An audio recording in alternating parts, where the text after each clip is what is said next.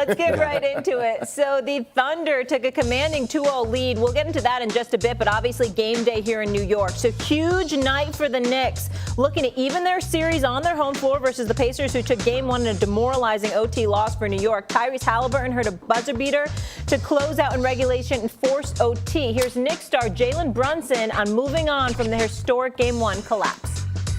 I'm pretty sure everyone's going to be thinking about it, but I think our mindset has to be short-term memory.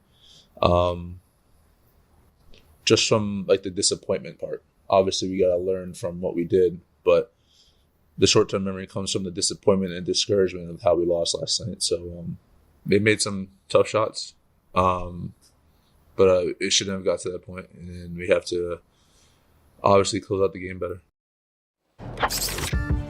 The stakes are even bigger for the Knicks, as history tells you they need to win tonight's game, as they're 0-14 all-time when trailing 2-0 in a series. A loss here would suggest that their season is over. All right, S.A., you're up first.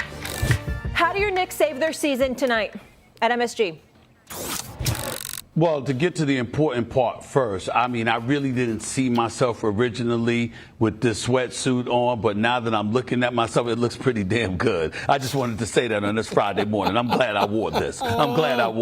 Now let me get to more important subject matters. The New York Knicks, listen, a lot of people are not going to look at it that way because they're going to assume that the New York Knicks can overcome an 0-2 deficit after losing their first two games of the series, let alone it being at Madison Square Garden.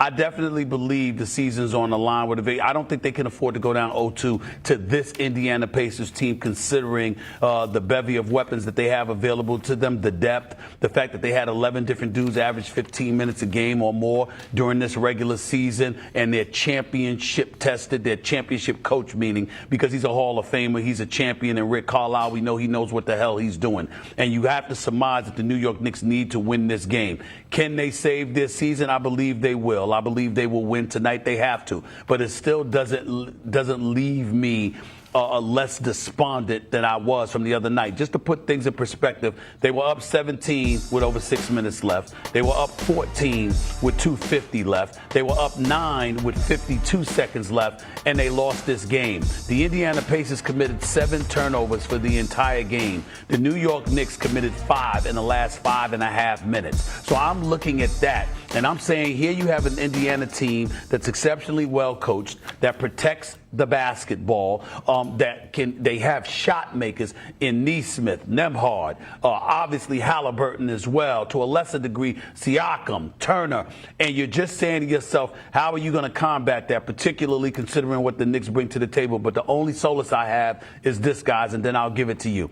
After a loss, the New York Knicks record is 4-0 in this postseason. After a loss, Jalen Brunson has averaged 33 on 50% shooting from the field and 8.5 assists. After a loss, Mikal Bridges has averaged 22.5 points on 58% shooting from the field. After